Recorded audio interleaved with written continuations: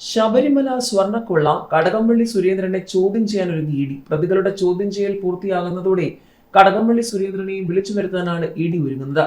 ശബരിമല സ്വർണ്ണക്കൊള്ള കേസിൽ ദേവസ്വം മുൻ മന്ത്രിയും CPM നേതാവുമായ കടകംപള്ളി സുരേന്ദ്രനെ ചോദ്യം ചെയ്യാനൊരുങ്ങി എൻഫോഴ്സ്മെന്റ് ഡയറക്ടറേറ്റ്.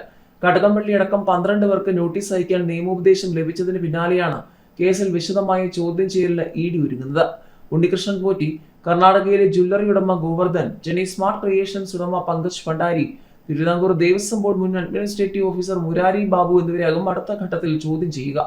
പ്രതികളുടെ ചോദ്യം ചെയ്യൽ പൂർത്തിയാകുന്നതോടെ കടകംപള്ളി സുരേന്ദ്രനെയും വിളിച്ചു വരുത്താനാണ് ഇ ഡി ഒരുങ്ങുന്നത്. എന്നാൽ ചോദ്യം ചെയ്യാനുള്ളവരുടെ പട്ടികയിൽ തന്ത്രി കണ്ഠരര് രാജീവർ ഇതുവരെ ഉൾപ്പെടുത്തിയിട്ടില്ല എന്നാണ് വിവരം. അതിനിടെ കേസിൽ വിവിധയിടങ്ങളിൽ ഇ ഡി നടത്തിയ പരിശോധനയിൽ പിടിച്ചെടുത്ത രേഖകളിൽ വ്യക്തത തേടി പ്രതികൾക്കും സ്ഥാപനങ്ങൾക്കും ഇ ഡി നോട്ടീസ് അയച്ചു. ഉണ്ണികൃഷ്ണൻ പോറ്റി, മുരാരി ബാബു, ചെന്നൈയിലെ സ്മാർട്ട് ക്രിയേഷൻസ് എന്നിവർക്കാണ് നോട്ടീസ് അയച്ചത്. നേരിട്ടോ അഭിഭാഷകൻ മുഖേനയോ വിവരങ്ങൾ അറിയിക്കാനാണ് ആവശ്യപ്പെട്ടിട്ടുള്ളത്. അതിനിടെ ശബരിമല സ്വർണ്ണക്കൊള്ള കേസിൽ തിരുവിതാംകൂർ ദേവസ്വം ബോർഡ് മുൻ അഡ്മിനിസ്ട്രേറ്റീവ് ഓഫീസർ S. ശ്രീകുമാറിന് ജാമ്യം. ഉപാധികളോടെയാണ് കൊല്ലം വിജിലൻസ് കോടതി ജാമ്യം അനുവദിച്ചത്. അറസ്റ്റിലായി 50 ദിവസം ആകുന്നതിന് മുൻപാണ് ജാമ്യം. ദ്വാരപാലക ശില്പ കേസിൽ മാത്രമാണ് ശ്രീകുമാറിനെ പ്രതിയാക്കിയിട്ടുള്ളത്. ഇതുമായി ബന്ധപ്പെട്ട തെളിവുകൾ പൂർണ്ണമായും സമർപ്പിക്കാൻ പ്രോസിക്യൂഷന് കഴിഞ്ഞില്ല. ഇതോടെയാണ് ജാമ്യം അനുവദിച്ചത്.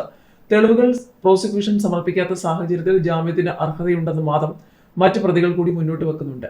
കൊല്ലം വിജിലൻസ് കോടതിയിൽ KP ശങ്കർദാസിനെ കൂടി ഹാജരാക്കിയിരുന്നു.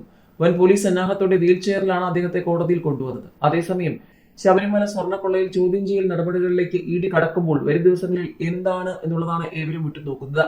പ്രതികളുടെ പക്കൽ നിന്നും പിടിച്ചെടുത്ത രേഖകൾ കേന്ദ്രീകരിച്ചാണ് അന്വേഷണം ആരംഭിക്കുന്നത്. പ്രതികൾക്ക് ചോദ്യം ചെയ്യലിന് ഹാജരാകാൻ ചൂണ്ടിക്കാണിച്ച് നോട്ടീസ് അയച്ചിട്ടുണ്ട്.